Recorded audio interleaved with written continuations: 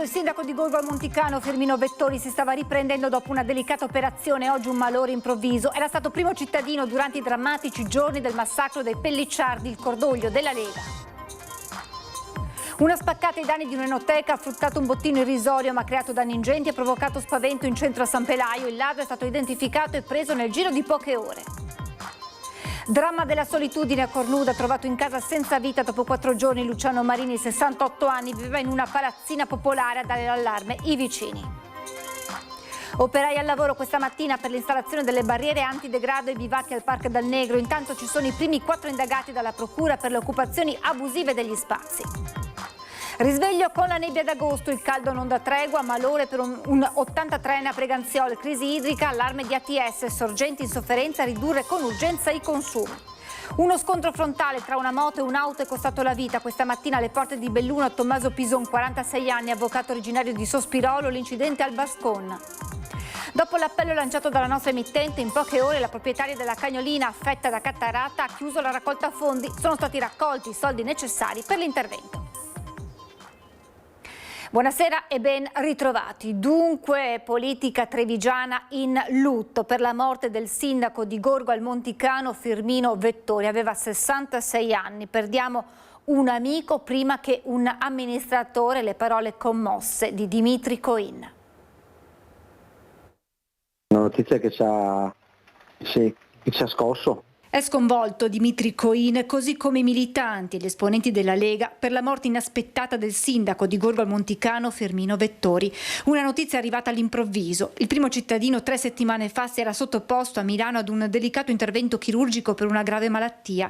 Il decorso post-operatorio sembrava procedere nel modo migliore, al punto che nelle prossime ore sarebbe stato previsto il trasferimento all'ospedale di Motta di Livenza per la riabilitazione.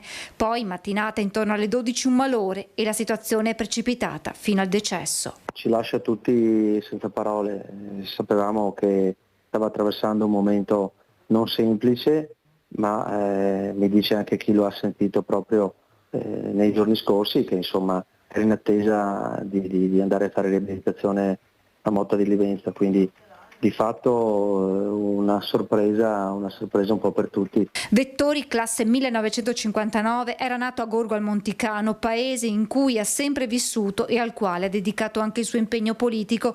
Sindaco dal 2004 al 2014, poi vice sindaco nel 2017, consigliere provinciale e ancora sindaco nell'ultima tornata elettorale del 2024.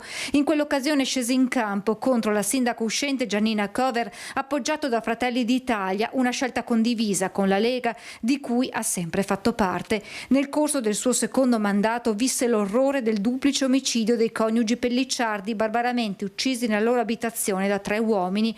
Non smise mai, sin da quel terribile giorno, di far sentire la propria vicinanza a Daniele, figlio della coppia, battendosi sempre perché fosse fatta giustizia. La sua determinazione e la sua fermezza, le qualità che da sempre gli sono riconosciute. Ci lascia la forza, la decisione, la grinta, quello che ci ha sempre trasmesso. Io l'ho conosciuto che non ero ancora segretario provinciale, ho iniziato appunto ad esserlo nel 2014, quindi parecchi anni fa, ma l'ho sempre visto come un uomo fermo, deciso, integro, e poi quando l'ho conosciuto personalmente questa prima impressione è quella che alla fine ha accompagnato fino ad oggi. Quando ci si vedeva era come essersi lasciati insomma il giorno prima. La franchezza che lo ha sempre accompagnato era quella che te lo faceva ritrovare esattamente come l'ultimo momento. Vettori lascia la moglie, 3 figlie e 2 nipoti. Ci mancherà non solo come amministratore, dice Coin. Perdiamo prima di tutto un amico. Una spaccata ai danni di un'enoteca ha fruttato un bottino irrisorio ma ha creato danni ingenti e provocato spavento in centro a San Pelaio, quartiere di Treviso. Il ladro è stato identificato e preso nel giro di poche ore. ho preso 2 birre e dopo ho preso le monete, che però dopo, siccome l'hanno preso subito, me le hanno anche portate indietro. E il danno è soprattutto il danno della porta rotta, e poi ha fatto la notte in bianco. Comunque insomma niente di che, insomma. La spaccata all'Enoteca in centro a San Pelaio è avvenuta nella notte tra giovedì 30 e venerdì 31 luglio. L'autore, identificato in poche ore dalla polizia, è un 26enne del Burkina Faso, residente a Treviso, già con precedenti a proprio carico. È stata una residente del condominio di proprietà della diocesi a dare l'allarme. La signora che vorrei anche ringraziare, non so, una delle signore che mi hanno detto, ma non ho capito bene, perché poi dopo io sono stato fagocitato da questo, poi ho guardato le immagini e poi hanno risalito, perché poi tra l'altro lui è tornato indietro e quindi l'hanno preso perché è ripassato in bicicletta e l'hanno beccato. Quindi subito dopo? Ma allora sì, io quando sono arrivato lui era già in questura. Fondamentali per l'identificazione sono state le immagini delle telecamere interne che hanno documentato anche il metodo usato per sfondare una delle porte. Con il tombino che ha rimesso anche al suo posto, una persona educata, l'ha rimesso al suo posto. Cioè si chiama spaccata, mi hanno spiegato i poliziotti, perché i vetri sono antisfondamento, ma cede la parte del sostegno, i profili che sostengono il vetro si staccano, quindi giù il vetro. È stato un minuto. L'Enoteca è aperta da quasi 25 anni e frequentata da tanti clienti abituali. Uno di questi aveva perso un gettone poi ritrovato nelle tasche del ladro. Un gettone l'avevo trovato per terra, l'avevo messo sopra la cassa, se qualcuno poi mi lo reclamava, poi me l'avevo anche dimenticato lì e mi hanno chiesto se era mia, sì, ho detto ce l'avevo in cassa, ma era una roba così che probabilmente un cliente l'aveva come si dice, perso. Facendo le pulizie l'abbiamo recuperato, tenuto lì, e poi su quelle cose che ti restano lì se non te le ricordi neanche più, però comunque ce l'avevo io, sì. E chiaramente quello, cioè, i soldi non riconducono al furto, a chi ha fatto il furto, quello lì lo riconduceva perché era una cosa particolare. Insomma. Il 26enne è stato arrestato per furto pluriaggravato. Nei suoi confronti è stato disposto l'obbligo di dimora nel comune di Treviso con la prescrizione di non allontanarsi dalla propria abitazione nelle ore notturne. A Vittorio Veneto 4 giovani già noti alle forze dell'ordine denunciati per spaccio e porto d'armi. Avevano con sé dosi di hashish e 2 coltelli a serramanico. A notarli è stato un passante che ha allertato il 112. 4 giovani della zona che con fare sospetto si aggiravano nel parcheggio seminterrato vicino all'ufficio postale di Piazza Medaglie d'Oro a Vittorio Veneto. Quando i carabinieri arrivati sul posto li hanno perquisiti, hanno trovato addosso al gruppetto 74 grammi di hashish suddivisi in dosi, un bilancino di precisione e 2 coltelli a serramanico. I 4 ragazzi sono stati per questo denunciati a piede libero alla Procura della Repubblica. Di spaccio di stupefacente dovranno rispondere un 18enne e una 22enne, entrambi italiani con precedenti alle spalle. Di porto abusivo di armi o d'oggetti atti ad offendere invece un pregiudicato 24enne straniero e una 20enne italiana, anche quest'ultima già nota alle forze dell'ordine. Dramma della solitudine a Cornuda, trovato in casa senza vita dopo 4 giorni. Luciano Marini, 68 anni, viveva in una palazzina popolare a dare l'allarme. I vicini. Conoscevo molto bene Luciano, è una persona nota in paese, ha sempre frequentato il paese. Non si avevano più notizie di lui da sabato mattina. È stato trovato senza vita Luciano Marini, 68 anni, da sempre residente a Cornuda. A coglierlo un arresto cardiaco fatale. Abitava nella palazzina popolare di Via Verdi. L'allarme è lanciato dai vicini intorno alle 11 del mattino a causa del forte odore nell'androne. Una vita sregolata, fatta di alti e bassi, e per questo seguito da tempo dai servizi sociali del paese. Negli ultimi anni aveva trovato un suo equilibrio, una sua stabilità, e quindi lo si trovava anche in giro a chiacchierare piacevolmente nei locali. È un grande appassionato di calcio, tante volte lo trovavamo a vedere le partite del nostro calcio amatori, quindi una persona assolutamente tranquilla. Un dramma della solitudine, quello di Cornuda, una rete sociale che non ha funzionato, il ritrovamento dopo 4 giorni. I vigili del fuoco, una volta arrivati alla palazzina di Via Verdi, hanno sfondato sfondato la porta d'ingresso trovando il corpo senza vita del pensionato. L'uomo viveva da solo, non era sposato e trascorreva le giornate facendo lavoretti saltuari in paese. Sicuramente non ha potuto contare su un supporto così familiare, soprattutto magari in questi periodi in cui magari con l'età avanzavano anche qualche difficoltà così fisica di salute, e noi eravamo invece sempre molto presenti con i servizi sociali, col banco alimentare, con tutta una serie di servizi a supporto. È sicuramente un dispiacere quando manca una persona che comunque si conosce da tanti anni, colpisce.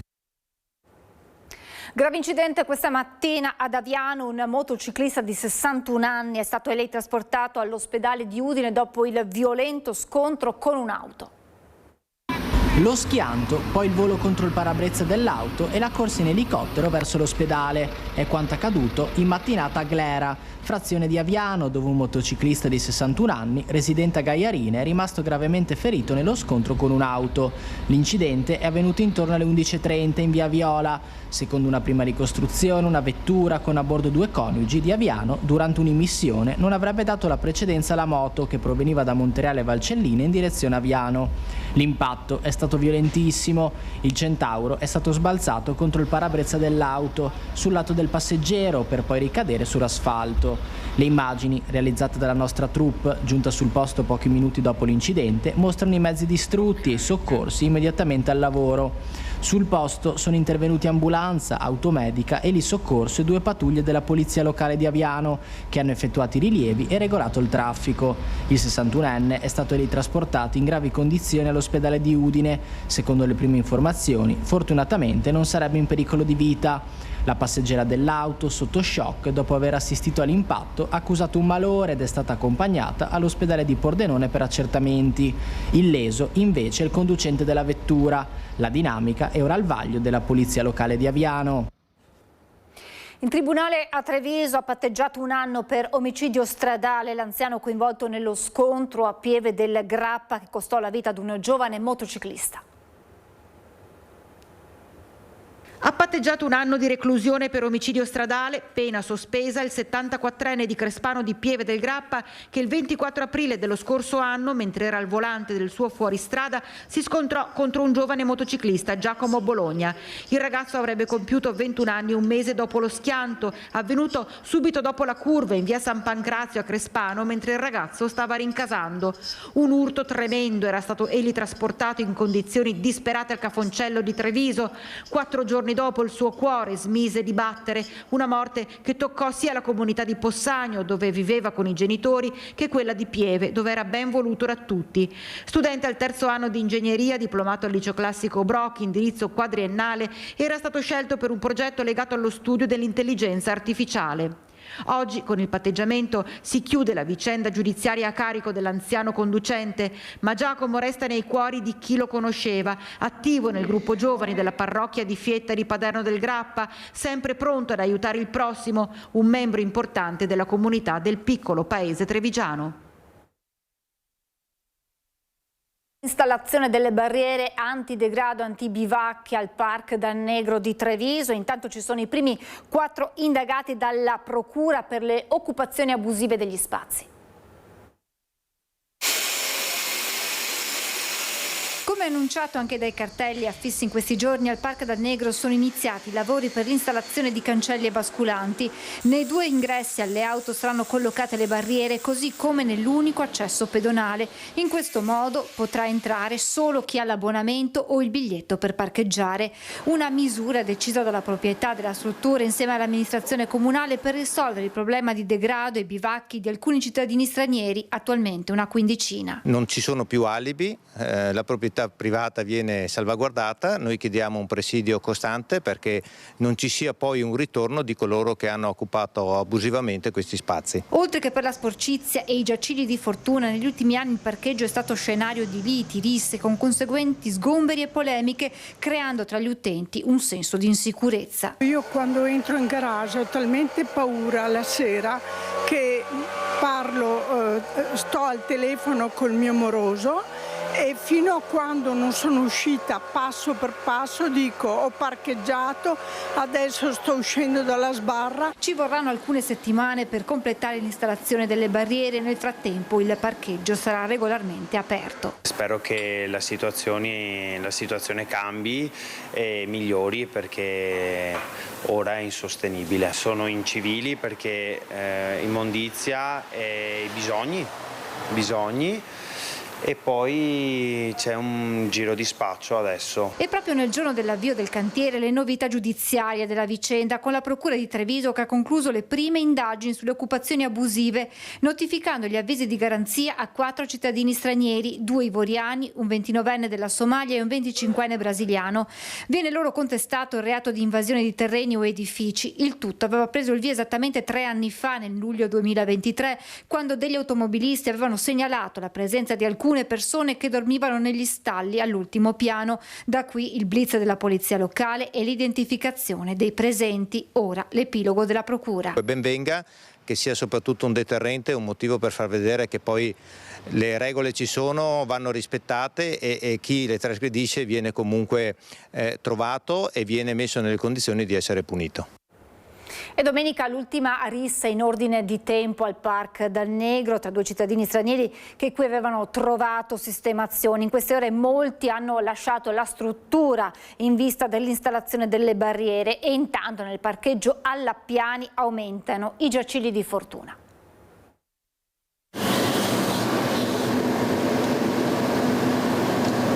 Nonostante l'arrivo degli operai per l'installazione delle barriere, agli ultimi piani del Parc Dal Negro ci sono ancora alcune persone che hanno ricavato qui il proprio giaciglio dove trascorrere la notte. La presenza dei bivacchi è evidente non solo dalle coperte, dagli effetti personali lasciati tra gli stalli, ma anche dai rifiuti abbandonati, dalla sporcizia, per non parlare delle deiezioni.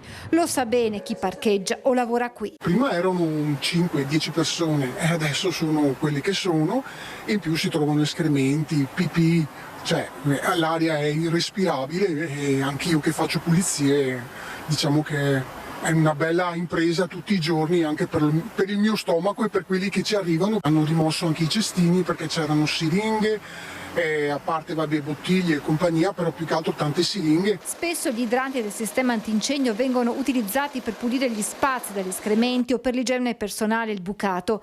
Qui invece allineate una accanto all'altra delle bottigliette usate per raccogliere l'urina. Ma nel corso degli anni questi piani sono stati scenari anche di episodi di violenza, liti e risse, l'ultima in ordine di tempo domenica tra 2 uomini. Uno avrebbe morso al braccio l'altro staccandogli un pezzo di pelle. Il ferito sarebbe stato costretto a rivolgersi alle cure del pronto soccorso. L'allarme è arrivato anche ai carabinieri, ma quando i militari del radiomobile sono arrivati in via Venier, dei protagonisti nessuna traccia. E così al tema del decoro si aggiunge quello della sicurezza. Mi faccio accompagnare e ho le mie tra parentesi armi per difendermi, perché non si sa mai. E anni fa mi è successo con un italiano, addirittura in pieno giorno, insomma, che si è tirato fuori gli attributi pensando di farmi anche paura.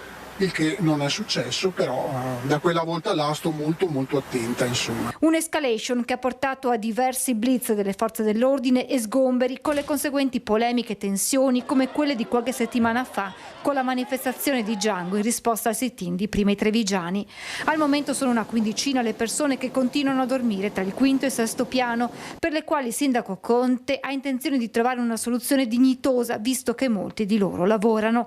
La maggior parte di chi dormiva qui, sapendo dell'avvio del cantiere, ha lasciato la struttura di via Venier. Qualcuno probabilmente ha trovato una sistemazione alternativa al parcheggio dell'Appiani, dove da qualche giorno sono state installate le sbarre all'ingresso. Tra una corsia e l'altra del parco infatti sono aumentati giacigli, coperte e cuscini lasciati in attesa che le temperature scendano per potervi tornare. Dopo il furto di carburante ai danni di un'azienda di trasporti di Giovera del Montello, il titolare lancia l'idea di una raccolta firme. Anche il Comune dà un sostegno e si impegna a rinforzare i controlli anche con le telecamere.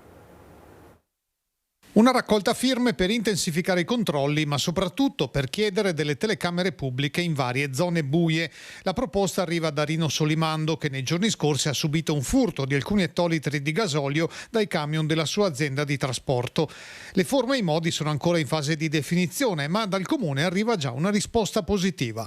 Posso solo che supportare la raccolta firme, i cittadini sono liberi di manifestare le loro esigenze e la raccolta firme è un atto democratico. Se la raccolta firme porta un segnale vivo della comunità e democratico, non posso solo che accogliere in questo caso, assolutamente. Dal sindaco arriva anche un appello a non alimentare il mercato nero del gasolio. Il mio appello è di non andare a alimentare questi furbi, quindi evitare, anche se il gasolio è costoso e serve per lavorare, però di evitare di alimentare chi poi fa questa commercializzazione dopo aver rubato a chi lavora, a chi fa fatica, a chi è fonte anche di suo guadagno. Insomma, evitiamo di alimentare queste persone che stanno facendo danni, che sono dei delinquenti. Servono gli occhi di tutti, a cominciare dalla rete pubblica di telecamere che sarà implementata. Abbiamo l'anno scorso finito l'ultimo stralcio delle telecamere, insomma, di controllo, ne abbiamo 54 più 6 varchi.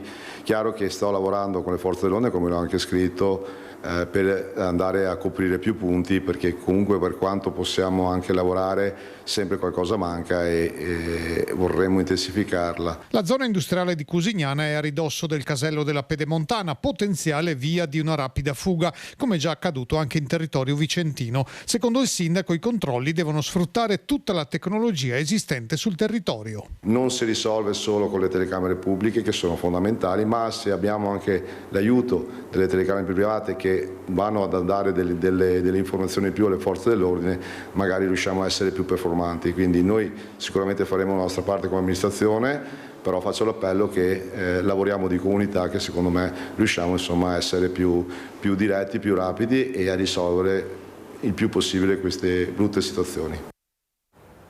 Persiste l'intensa ondata di calore sulle province del Veneto. A Preganziolo un 83enne è stato soccorso dai sanitari del SUEM per un malore legato al forte caldo mentre nel pomeriggio lavorava nell'orto. Si trova ora in osservazione al Cafoncello di Treviso. Allerta caldo che proseguirà anche per le prossime ore. La Protezione Civile del Veneto ha diramato l'allerta gialla per disagio fisico, soprattutto per le zone pedemontane, pianeggianti e costiere. Previsti anche possibili temporali di calore con rovesci o appunto temporali sparsi anche di forte intensità sui rilievi. E si aggrava con il gran caldo anche l'emergenza siccità nel territorio trevigiano. Il perdurare dell'assenza di precipitazioni e le alte temperature stanno riducendo in modo significativo la disponibilità di acqua nelle sorgenti e nei pozzi, soprattutto nelle aree montane e pedemontane. ATS lancia l'allarme, le sorgenti sono in forte sofferenza. Si aggrava l'emergenza siccità nel territorio gestito da Alto Trevigiano Servizi. Il perdurare dell'assenza di precipitazioni e le alte temperature stanno riducendo in modo significativo la disponibilità di acqua nelle sorgenti e nei pozzi. I numeri fotografano una situazione sempre più critica. La sorgente del Tegorzo a Schievenin ha visto la propria portata dimezzarsi passando da 240 a 120 litri al secondo. La sorgente Fium invece si è completamente esaurita scendendo da 600 litri al secondo a 0. In forte calo anche l'apporto proveniente dall'area bellunese, passato da 70 a soli 10 litri al secondo, oggi sufficiente ad alimentare esclusivamente la frazione di Vas nel comune di Setteville. Sorvegliate speciali anche le malghe, per cui ATS si sta adoperando per far arrivare approvvigionamenti idrici. Abbiamo anche invitato i sindaci a controllare che non ci siano utilizzi dell'acqua della rete acquedottistica per le colture agricole intensive. Ma noi stiamo facendo un monitoraggio su questo, in modo tale da verificare che non venga utilizzata l'acqua di acquedotto per le colture agricole intensive. L'invito all'uso parsimonioso dell'acqua da parte di ATS si estende alle amministrazioni, invitando i cittadini a limitare gli usi non essenziali dell'acqua potabile, in particolare di giardini, orti e colture estese. E così, dopo l'allerta diramata dalla Regione Veneto per la siccità, i comuni del Trevigiano alla Spicciolata stanno emettendo ordinanze antispreco. Da Tarzo a Susegana fino a Vittorio Veneto l'appello della sindaca Balliana. Ogni gesto di risparmio può contribuire a garantire una risorsa fondamentale per tutti. E come era previsto, l'accumulo di umidità legato al caldo intenso di queste settimane ha provocato in mattinata un fenomeno non frequente ma già conosciuto, quello della nebbia d'agosto. Alle prime ore del mattino, finché il sole non l'ha dissolta, la pianura è stata avvolta da una fitta coltre di foschia, più simile ad un fenomeno autunnale che estivo. Caldo afoso e umidità non solo percepita ma addirittura visibile, con campi avvolti nella nebbia e visibilità ridotta in alcuni tratti stradali. E un tratto importante della tangenziale di Treviso tra la rotatoria dell'aeroporto e lo svincolo con il terraglio sarà chiuso nella notte tra sabato 8 e domenica 9, esattamente dalle 23 alle 6 del mattino. L'interruzione in entrambe le direzioni è necessaria per un intervento di distribuzione sulla rete elettrica che attraversa la statale. È il primo di 2 interventi programmati per la sostituzione di un sostegno della rete elettrica e consente la rimozione in sicurezza dei conduttori aerei esistenti. I tecnici di e-distribuzione prevedono di completare le attività in circa 2 ore in modo da consentire la riapertura della tangenziale non appena ripristinate le condizioni di sicurezza. Durante la chiusura saranno interdetti anche lo svincolo di Sant'Angelo Canizzano e l'area di servizio in direzione Silea. Il traffico sarà deviato con uscita obbligatoria verso il centro di Treviso. E noi ci fermiamo per la pubblicità tra poco.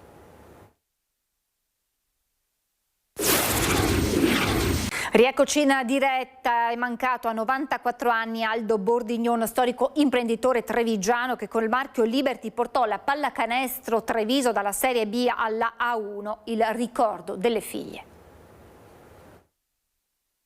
Papà era una persona speciale innanzitutto, una persona che amava moltissimo la sua famiglia, che ci ha lasciato un bagaglio enorme un esempio di resilienza, di amore, di dedizione e anche di grande etica. Ci sono imprenditori che non solo costruiscono aziende ma anche sogni, come Aldo Bordignon, mancato all'ospedale di Castelfranco a 94 anni. Con il marchio di intimo femminile Liberty ha legato il suo nome ad una delle pagine più belle dello sport cittadino, portando in soli 3 anni la pallacanestro Treviso dalla Serie B alla Serie A1 prima di lasciarla nelle mani dei Benetton.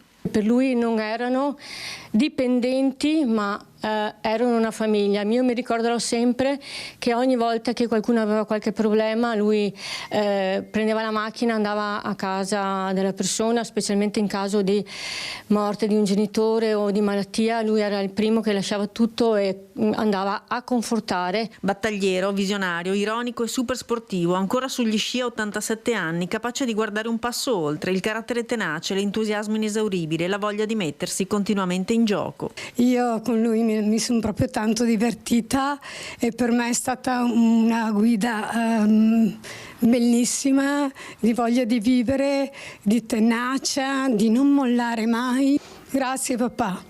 Io ricordo con amore estremo le nostre vacanze mitiche a Milano Marittima che facevamo i 10 giorni all'anno. Il lavoro era sacro, ma quei 10 giorni era un tesoro che lui ci regalava, ma incredibile, altro che vacanze, corsa, poi facevamo le partite a tennis sotto il sole a mezzogiorno, poi le sabbiature a luna che erano tutti là a vedere che non succedesse niente, le grandi nuotate che lui ci portava al largo e noi dovevamo lì essere attenti a lui e fargli compagnia perché non bisognava mai mollare. È l'unico uomo che si svegliava la mattina del mio compleanno, del mio nomastico, veniva a casa mia a svegliarmi con una rosa in mano e è il mio migliore amico, lo sarà per sempre, è il mio confidente, è il mio fidato, è la persona che mi dava i consigli, mi chiedeva sempre: ma se tu avessi bisogno di un consiglio verresti a chiederlo al nonno?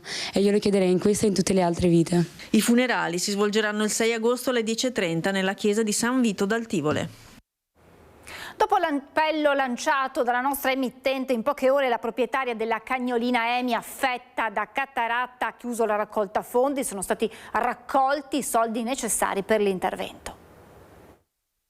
Sono stati giorni brevi, intensi e pieni di generosità e quindi vorrei ringraziare con tutto il cuore a tutti quelli che ci hanno aiutato per Emi. Domenica nei nostri telegiornali avevamo lanciato l'appello di Olimpia, proprietaria di Amy, una Jack Russell di 7 anni con un problema di cataratta che rischia la cecità se non verrà sottoposta ad un intervento. La sua padrona aveva spiegato di essere in cassa integrazione e di avere difficoltà a coprire completamente le spese per l'operazione, 1.750 euro oltre ai costi dei medicinali. Da qui l'idea, insieme alla figlia che l'ha aiutata con la piattaforma, di lanciare una raccolta fondi online. Gli appelli sui social e l'intervista alla nostra emittente hanno smosso gli animi di molti in una gara di solidarietà che ha portato in pochi giorni a chiudere la raccolta per aver raggiunto la cifra necessaria. Hanno condiviso tutta la loro generosità con noi e ci hanno dato tanto sostegno, quindi hanno dimostrato tanta solidarietà.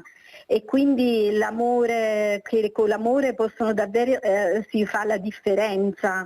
Quindi hanno capito che Amy per noi è famiglia. Dalle amiche Maria Rosa e Lina, dal fratello alla cognata al nipote, tanti coloro che hanno voluto donare anche in anonimato. In particolar modo il signor Walter, che ha dato proprio un aiuto concreto, è quello che ci ha fatto chiudere il cerchio. E proprio il signor Walter ha contattato tramite noi Olimpia dopo aver visto il servizio su Antenna 3.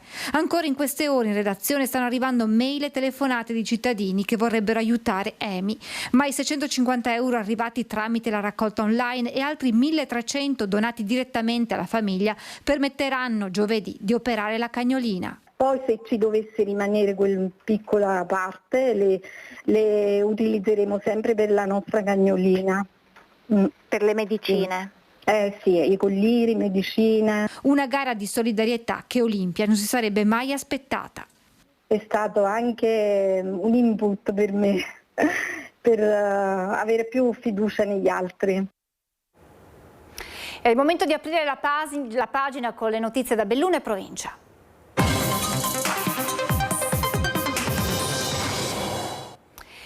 Subito una notizia giunta pochi istanti fa in redazione, si tratta di un incendio nella Val di Zoldo tra Longarone e Forno di Zoldo che al momento sta interessando anche la viabilità, in particolare la provinciale 251, strada percorribile con possibili interruzioni per le operazioni di spegnimento. Questo dunque al momento quanto ci ha dato sapere su questo incendio che sta interessando appunto una zona nella Val di Zoldo. Sempre la cronaca in primo piano con un violento scontro frontale tra una moto e un'auto, costato la vita questa mattina a Tommaso Pison, 46 anni, avvocato originario di Sospirolo. L'incidente è accaduto lungo la statale 50 del Grappa e Passorol all'altezza dell'incrocio per San Fermo alle porte di Belluno. Inutili purtroppo i soccorsi. Pochi istanti, un impatto frontale, poi solo il silenzio interrotto dalle sirene e dal rumore di Falco 2 atterrato in mezzo alla strada. Sono da poco passate le 8:30 quando al Boscon, lungo la statale 50 del Grappa e Passorolle, all'altezza dell'incrocio per San Fermo, una moto e una station wagon si scontrano frontalmente. Un urto devastante. In sella c'è Tommaso Pison, 46 anni, originario di Sospirolo. I soccorsi arrivano in pochi minuti. Dall'ospedale San Martino si alza in volo anche l'elicottero del SUEM 118, ma ogni tentativo è inutile. Per il motociclista non c'è nulla da fare. Sotto shock la conducente dell'auto, una donna bellunese di 73 anni trasferita al San Martino per accertamenti. Per oltre 3 ore la statale resta completamente chiusa con pesanti ripercussioni sul traffico tra Belluno e Sedico. Le auto vengono deviate lungo la sinistra Piave mentre sul posto arrivano e lavorano polizia stradale, carabinieri, vigili del fuoco e personale ANAS. Spetterà ora agli agenti della stradale ricostruire l'esatta dinamica dello schianto e chiarire cosa abbia provocato il tragico frontale. La notizia della morte di Tommaso Pison si diffonde rapidamente a Sospirolo e a Belluno, dove era molto conosciuto. Avvocato, lavorava alla VHV Italia Associazioni, già Valpiave Assicurazioni, come liquidatore danni. Faceva parte anche del direttivo del Centro Studi per la Montagna Sospirolese. Aveva appena comprato la moto, racconta con commozione il presidente Michele Schiocchet. Tommaso Pison lascia i genitori e un fratello. E la crisi idrica si fa sentire anche nel bellunese, con il comune di Belluno che corre ai ripari con un'ordinanza destinata a limitare gli abusi di cittadini poco responsabili. Servizi Integrati Bellunesi mette in guardia dalla possibile mancanza di acqua in alcune località dei comuni di Belluno, Arsieri, Mana, dove in diverse frazioni ci potranno essere problemi. La cittadinanza è perciò invitata ad un consumo responsabile della risorsa idrica, evitando gli sprechi di acqua potabile. Controlli a tappeto in aziende e cantieri, 16 persone denunciate e oltre 230.000 euro tra sanzioni e ammende. È il bilancio dell'attività in provincia dei Carabinieri del Nucleo Ispettorato del Lavoro. 2 operai in nero su 3 presenti nel cantiere, uno di loro anche privo di permesso di soggiorno. È il quadro emerso a Feltre durante un controllo dei Carabinieri del Nucleo Ispettorato del Lavoro. Per l'impresa è scattata l'immediata sospensione dell'attività. Situazione analoga anche a Santa Giustina. Qui l'unico operaio presente è risultato impiegato completamente in nero. Inevitabile la maxi sanzione amministrativa prevista dalla normativa. Sono i casi più eclatanti emersi dalla vasta operazione condotta dal NIL di Belluno con il supporto del comando provinciale, delle stazioni dell'Arma, che ha interessato numerose attività produttive distribuite su tutto il territorio provinciale. Le ispezioni hanno coinvolto cantieri edili, centri estetici, pasticcerie, rifugi alpini, alberghi e ristoranti nei comuni di Belluno, Feltre, Sedico, Livinallongo del Col di Lana, Sospirolo, Domegge, Calalzo di Cadore, Lozzo di Cadore, Rocca Pietore e Santa Giustina.